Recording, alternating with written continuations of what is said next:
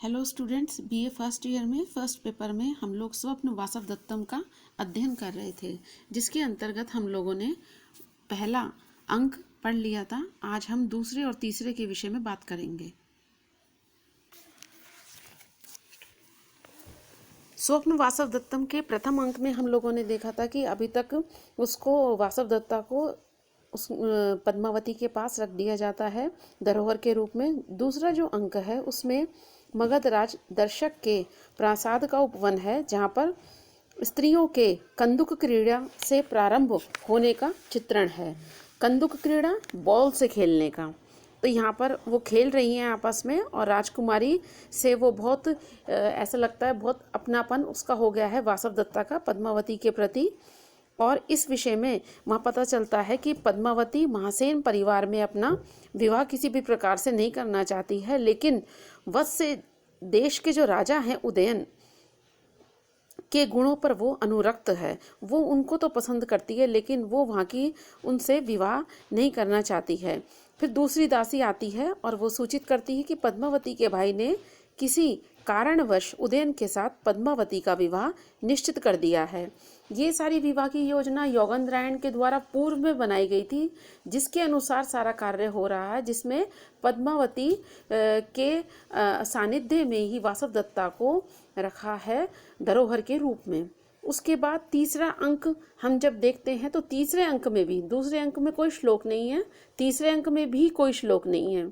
तीसरे अंक में है ये वर्णन है कि दोनों का विवाह हो जाता है, पद्मावती का और राजा उदयन का दोनों का विवाह हो जाता है और दोनों के विवाह की जो माला है उसको गूंथने का काम वासवदत्ता को दिया जाता है कि आप इस माला को तैयार कीजिए।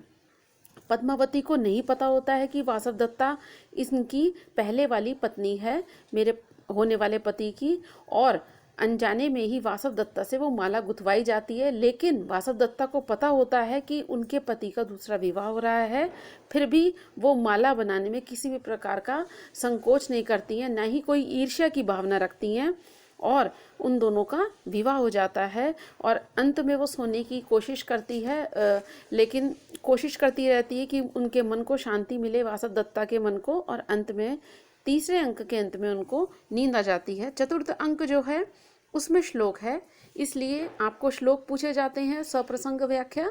तो चतुर्थ जो आपका अंक है उसके अंतर्गत हम देखते हैं कि सबसे पहले विदूषक राजा उदयन के विवाह के विषय में प्रसन्नता प्रकट करता है। प्रसन्नता कैसे प्रकट करता है? वो कहता है कि मेरे पेट में तो ये अपच का रोग हो गया, जिसके कारण मैं अच्छा भोजन नहीं खा पा रहा हूँ, क्योंकि हमने देखा है कि विदूषक एक खाने का बेहद शौकीन पात्र नाटकों में बताया जाता है। राजकीय उपवन में पद्मावती, वासवदत्ता और चेटी आती हैं। चेटी जो उनकी सेविका है, साथ में वो भी आती है, और शेफालिका के फूलों की समृद्धि को देखकर पद्मावती बहुत प्रसन्न होती है। वह राजा उदयन को ये फूल दिखाकर उनसे सम्मानित होना चाहती है कि देखो कितने सुंदर फूल खिले हैं। लेकिन वो जब तीनों वहाँ पर होती हैं, उसी समय उनको अचानक से पता चलता है कि उदयन भी जो है विदूषक के साथ वहाँ पर आ गए हैं। लेकिन वासवदत्ता परपुरुष के दर्शन से बचती है, इसलिए पद्मावती भी उसके साथ लता मंडप में चली जाती है। राजा उदयन और विदूषक जब वहाँ पर आते हैं, उन्होंने नहीं देखा होता उन तीनों को, और उनको नहीं पता होता कि उनके अलावा भी, उन दोनों के अलावा यहाँ पर कोई और है, और वो वहाँ से उनकी बातों को सुन रही होती हैं, और यहाँ पर ये दोनों अपने मन की बातों को कह रहे होते हैं। चतुर्थ अंक में इसी प्रकार का वर्णन है। जो ये चतुर्थ अंक है, इसका आज हम लोग सबसे पहले पहला वाला जो श्लोक है उसको पढ़ते हैं। काम उज्जयिनीं गते मयि तदा काम अपि अवस्थाम गते दृष्ट्वा स्वैरम अवंती राजतनयां पंच इषवः पातितः तै अद्यापि सशल्यम एव हृदयं भूयश्च विद्यां वयम्। पंचेषु मर्दनो यदा कथम अयम षष्ठ शरः पतितः। यहाँ पर इस श्लोक में कामदेव जो प्रेम के देवता माने जाते हैं, उनके 5 बाण होते हैं। तो इस श्लोक में ये बताया है कि जब कामदेव के 5 ही बाण होते हैं, तो ये छठा बाण किस प्रकार से लगा, क्योंकि कामदेव जब अपने बाणों को किसी के प्रति छोड़ते हैं तो वो व्यक्ति युवक हो या फिर युवती, उनके प्रति प्रेम में उनके कारण किसी के प्रति प्रेम में आसक्त हो जाते हैं, किसी को पसंद करने लगते हैं और किसी के साथ सपने संजोने लगते हैं।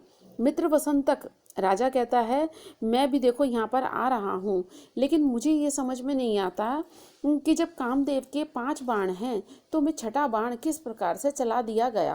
कहने का अभिप्राय कि मैं तो वासवदत्ता के प्रेम में पूरी तरह से व्याकुल हूँ, उनको पूरी तरह से मेरा मन याद करता है, हमेशा उनके विषय में सोचता है, लेकिन आज ये मेरे हृदय को फिर कामदेव ने छठा बाण चलाकर कैसे घायल कर दिया, क्योंकि कामदेव के तो 5 ही बाण माने जाते हैं। अब हम श्लोक को देखेंगे। तदा उज्जयिनी, उस समय उज्जयिनी को जाने पर अवंतीराज तनयाम, अवंतीराज की पुत्री अर्थात वासवदत्ता को स्वयं उनकी इच्छा के साथ बिना रोके टोके दृष्टवा देखकर काम अपि अवस्थाम गते, किसी अद्भुत अवस्था को दशा को प्राप्त होने पर मयि मेरे द्वारा कामेन कामदेव ने 5 इषवः 5 बाणों को पातितः मानो पहले ही गिरा दिया था। अद्यापि तो फिर आज भी हृदयम तई उसने सशल्यम भूय एव घाव युक्त घायल च वयम विद्याः, घायल कर दिए गए हैं। पहले से ही मैं वासवदत्ता के प्रेम में घायल था, परेशान था, फिर आज ये छठा बाण किस प्रकार से चला दिया। यदा मदनः, जब कामदेव पंचेषु 5 बाणों वाला कहा जाता है, तरही तो अयम षष्ठः, यह छठा शरः बाण कथम पातितः, कैसे चला दिया गया, क्योंकि वो तो 5 बाणों वाले ही माने जाते हैं कामदेव, छठा बाण कैसे चला दिया गया। यहाँ पर अनुप्रास और स्मरण अलंकार है, क्योंकि पुरानी बातों को याद कर रहे हैं कि जब वो वासवदत्ता के प्रति पहले प्रेम में आसक्त हुए थे, उनका हृदय घायल हुआ था, वो वासवदत्ता को पसंद करने लगे थे, फिर उनसे उनका विवाह हुआ था। तो जब पहले ही 5 बाण चला दिए गए थे तो आज फिर ये छठा बाण कैसे चलाया गया है। कामदेव के 5 बाण कौन कौन से हैं? रक्तकमल, अशोक, आम्रमंजरी, नीलोत्पल और नवमल्लिका, ये 5 प्रकार के उनके बाण माने जाते हैं। और इसके अतिरिक्त स्मरण किया है पुरानी स्थिति का, और वर्तमान में भी उन्होंने अपने विषय में बताया है। उसके बाद अब हम दूसरा श्लोक देखते हैं। जो ऊपर से आकाश में जब वो देखते हैं कि कैसे कैसे जो पक्षी है उनके वो ऊपर विचरण कर रहे हैं, सारस जो हैं विचरण कर रहे हैं, सफ़ेद रंग का होता है सारस पक्षी, वो कहते हैं जब वो ऊपर की ओर आसमान में विचरण कर रहे हैं तो कैसे कैसे लग रहे हैं। राजा कहता है देखो, वो उनको दिखाते हैं कि ऊपर की ओर देखो आसमान में। कवि ने बहुत स्वाभाविक वर्णन किया है, इसलिए इसमें स्वभावोक्ति अलंकार है, बहुत सुंदर सा सटीक सा वर्णन किया है। ऋजु आयताम च विरलाम च नत उन्नताम च सप्तऋषि वंश कुटिलाम च निवर्तनेषु निर्मुच्यमान भुजग उदर निर्मलस्य सीमा इव अंबरतलस्य विभज्यमानाम। ऐसा लगता है कि आसमान को, अंबर को 2 भागों में विभज्यमानाम बांट दिया है इन सारस की पंक्ति ने, इस लाइन ने, जो कैसी है बिल्कुल स्वच्छ, बिल्कुल सफ़ेद रंग की है, क्योंकि उनका रंग बिल्कुल सफ़ेद होता है। अब वो कैसे प्रतीत हो रहे हैं? ऋजु आयत, सीधी आयत, चौड़ी यानी कि फैली हुई, च विरलाम और इधर से उधर, विरल विरल मतलब इधर उधर बिखरी हुई, फैली हुई, नत उन्नताम झुकी हुई, उन्नताम ऊपर की ओर उठी हुई, नत झुकी हुई और उन्नताम ऊपर की ओर उठी हुई, फिर मोड़ों पर से घूमी हुई, मोड़ों पर से घूमी हुई और घूमकर फिर ऊपर की ओर उठी हुई। सप्तऋषि वंश कुटिलाम, आकाश में सप्तऋषि तारक मंडल की तरह हैं। कैसी? कुटिलाम टेढ़ी, कुटिल, निर्मुच्यमान मानो छोड़ दी गई है, केंचुली जब हटा देता है सांप अपनी ऊपर की जो स्किन है, जो केंचुली, उसके विषय में सर्प के उदर के समान निर्मल व स्वच्छ। जब सांप की केंचुली हट जाती है तो बिल्कुल साफ साफ सा उनका जो उदर है वो दिखने लगता है। उसी प्रकार अंबर तलस से आकाश प्रदेश को विभज्यमाना बांटते हुए बांटने वाली सीमा के समान, पंक्ति के समान ए नाम इस सारस पंक्तिम पश्यामी, इस सारस पंक्ति की ओर मैं देखता हूँ। आप भी इस सारस पंक्ति की ओर देखो। विदूषक से राजा कहते हैं कि कैसी लग रही है वो, सीधी चौड़ी, इधर उधर फैली हुई, झुकी हुई, ऊपर की ओर उठी हुई, मोड़ों पे से मुड़ी हुई, सप्तऋषि तारामंडल के समान, और केंचुली जिनकी छोड़ दी जाती है ऐसे सफेद उदर वाले सांप के समान बिल्कुल निर्मल स्वच्छ, मानो आकाश को दो भागों में बांटने वाली रेखा के समान इस सारस पंक्ति को मैं देखता हूँ। सप्तऋषि तारामंडल में कौन कौन से ऋषि आते हैं? कश्यप, अत्रि, भारद्वाज, विश्वामित्र, गौतम, जमदाग्नि और वशिष्ठ। इसलिए इनको 7 ऋषियों का जो मंडल है, समूह, ये हैं श्रेष्ठ प्रकार के ऋषि, सप्तऋषि। इसमें इनकी संज्ञा मानी जाती है। अब अन्य जो हैं, कुछ लोग ये भी कहते हैं कि ये वाले जो हैं सप्तऋषि ये नहीं हैं, उनके अतिरिक्त दूसरे हैं। वो कहते हैं मरीचि, अंगिरा, अत्रि, पुलत्स्य, पुलहा, क्रतु और वशिष्ठ, ये 7 सप्तऋषि माने गए हैं। प्रकृति का सूक्ष्म सजीव स्वाभाविक चित्रण है, जो कि बहुत सुंदर सा चित्रण होने के कारण इसमें अनुप्रास, स्वभावोक्ति, उपमा और उत्प्रेक्षा अलंकार है, वैदर्भी रीति और प्रसाद गुण है। तीसरा श्लोक अब हम देखते हैं।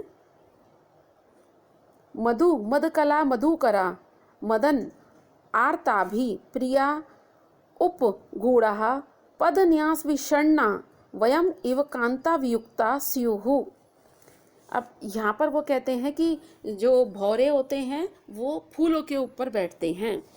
तो कौन है वो कहते हैं कि ऐसे मत जाओ। जो स्थिति हमारी है कि मैं अपनी मतलब प्रियसी, अपनी पत्नी वासवदत्ता से अलग हो गया हूँ, यानी कि पुरुष भौरा और स्त्री हो गया फूल। तो कहते हैं जिस प्रकार मैं अपनी पत्नी से अलग हो गया हूँ, उसी प्रकार से वहाँ पर यदि हम जाएंगे लता मंडप के पास, तो ये पुष्प के ऊपर जो ये पान कर रहे हैं पुष्प के रसों का, तो ये यहाँ से उड़ जाएंगे।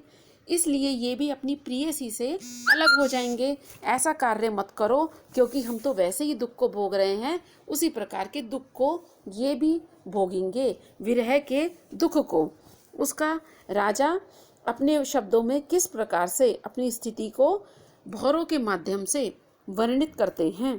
प्रस्तुत श्लोक में, तीसरे श्लोक में, पराग पुष्प रग, जो पुष्प की रज है, यानी कि जो पराग है, मद कलाहा, उसका नशा, अस्पष्ट मधुर शब्द, मदन कामदेव, आर्तार भी, पीड़ित प्रिया भी, प्रेमिकाओं से उपगूढ़ा आलिंगित, यानी कि उनके द्वारा आलिंगन किए हुए, मधुकरा भौरे, पाद पैर, न्यास रखने से, विषण्णा विशेष प्रकार से दुखी, वयम इव हमारी तरह हो जाएंगे। कैसे हो जाएंगे? कांता वियुक्ताहा, अपनी कांताओं से, प्रेमिकाओं से, प्रेयसी से विमुक्त, उनसे रहित, स्युः हो जाएंगे। इसलिए हम वहाँ पर ना जाएं। कहने का अभिप्राय कि इनको परेशान ना करें, इनको डिस्टर्ब नहीं जाएं, इनको डिस्टर्ब नहीं करें। ऐसा करें, हम इस शिला तल पर, इस शिला पट्ट पर यहीं पर विराजमान हो जाएं, वहाँ पर लता मंडप में नहीं जाएं, क्योंकि लता मंडप में वो के अंदर ही तो वो तीनों विराजमान हैं, वासवदत्ता है, पद्मावती है और साथ में उनकी सेविका, तो वो वहाँ पर विराजमान है। तो कहते कि इसीलिए कवि उनको रोकना चाहते हैं और ये बताना चाहते हैं कि राजा उनके प्रति क्या सोचता है, और वासवदत्ता के मन को शांति देना चाहते हैं कि राजा अभी भी उनके विषय में चिंतन करता है, सोचता है। इसलिए वो जाने अनजाने में दोनों की भावनाओं से एक दूसरे को परिचित करवाने के संदर्भ में महाकवि भास ने यहाँ पर बहुत सुंदर सा चित्रण किया है। जिस प्रकार का चित्रण अभिज्ञान शाकुंतल में महाकवि कालिदास ने किया है कि शकुंतला को पता नहीं होता कि वहाँ पर दुष्यंत है और दुष्यंत को पता नहीं होता कि वहाँ पर शकुंतला है, और वो सारी बातों को एक दूसरे की बातों से अवगत हो जाते हैं। उनको पता नहीं होता रहस्य का, लेकिन फिर भी उन दोनों के मन की बात आपस में एक दूसरे को पता चल जाती है। इस प्रकार का ही चित्रण महाकवि भास ने इस चतुर्थ अंक में इन दृश्यों में इन श्लोकों के माध्यम से किया है। स्वभावोक्ति अलंकार है, परिकर अलंकार है इसमें, और इसके अतिरिक्त इस श्लोक में ये भी बताया है कि भौरा जो है वो फूलों के पराग को, उनके रस को पान करने के लिए उनके पास आता है, इसलिए उनको प्रेम की जो मार्मिक चित्रण है भौरे के माध्यम से महाकवि भास ने बहुत सुंदर सा बताया है। और ये भी बताया है कि कोई प्रेमी अपनी प्रेयसी से यदि दूर हो जाता है तो किस प्रकार से वो गमगीन हो जाता है, किस प्रकार से परेशान हो जाता है, उसका चित्रण उदयन ने अपने ऊपर किया है। वो उसको अपने जैसा बताते हैं। अब अगले श्लोक में फिर उसके बाद दोनों उस शिलापट्ट पर, शिलातल पर बैठ जाते हैं जो बाहर रखा है लता मंडप के दूसरी ओर, और देखकर वहाँ पर अब उन चिन्हों को देखकर वो देखते हैं कि यहाँ पर ऐसा लगता है कि इन लक्षणों के आधार पर कि हमसे पहले यहाँ पर कोई विराजमान था, कोई जगह पर कोई हो, तो किन किन लक्षणों को देखकर हम पहचान सकते हैं, उसका भी महाकवि भास ने बहुत स्वाभाविक सा चित्रण किया है प्रस्तुत इस श्लोक में। पादाक्रांतानि पुष्पाणि सोष्म चेद शिलातलम नूनम काचिद इहि आसीना मा दृष्टवा सहस आगता। वो कहते कि पैरों से क्रांतानि, क्रांत यानी कि कुचले गए, पैरों से कुचले हुए पुष्पाणि फूल यहाँ पर दिखाई दे रहे हैं, और शिलातलम भी च ऊष्म, ये कैसा दिखाई दे रहा है, ऊष्मा से युक्त, सोष्म ऊष्मा से युक्त यानी कि गर्म है। अभी कोई किसी जगह पर बैठता है तो उसके उठने के बाद वो आसन थोड़ा सा गर्म रहता है, उसकी ऊष्मा रहती है, तो कहते हैं ये अभी गर्म है, और इसलिए नूनम निश्चित ही काचित कोई यहाँ पर कोई स्त्री यहाँ पर आसीना पहले बैठी हुई थी, या माम या मुझको देखकर, दृष्टवा यानी देखकर, सहसा अचानक से, तुरंत ही गता यहाँ से चली गई है। किन किन लक्षणों को देखकर वो कहते हैं, क्योंकि वहाँ पर पुष्प जो है वो पैरों से कुचले हुए हैं, और शिलातल जो है वो ऐसा लगता है कि मानो कोई बैठा था, तो उस जिसके कारण अब ये गर्म है, तो कहते हैं निश्चित यहाँ पर कोई स्त्री बैठी है जिसके कारण वो अचानक से उठ के चली गई है। फिर वो कहते तुमको कैसे पता चला यहाँ पर स्त्री बैठी थी, पुरुष भी तो हो सकता है। फिर अगले के श्लोक में वो बताते हैं कि जिस प्रकार से स्त्रियों के सौंदर्य की निशानी मानी जाती है कि उनका जो नीचे वाला भाग है वो भारी होता है, तो यहाँ पर कोई सौंदर्य से युक्त स्त्री थी, तो जिसके कारण उसके पद चिन्ह पैरों को देख के लगता है कि यहाँ पर कोई स्त्री ही थी, जिसका जो ये नीचे वाला भाग भारी होने के कारण पीछे से दबाव है और ऊपर वाला पंजा उठा हुआ है, तो उन लक्षणों के आधार पर पता चलता है पुरुष की अपेक्षा यहाँ से स्त्री ही गई है। इन लक्षणों के आधार पर उदयन और वसंतक जो है आपस में बातें कर रहे हैं। अब इसके आगे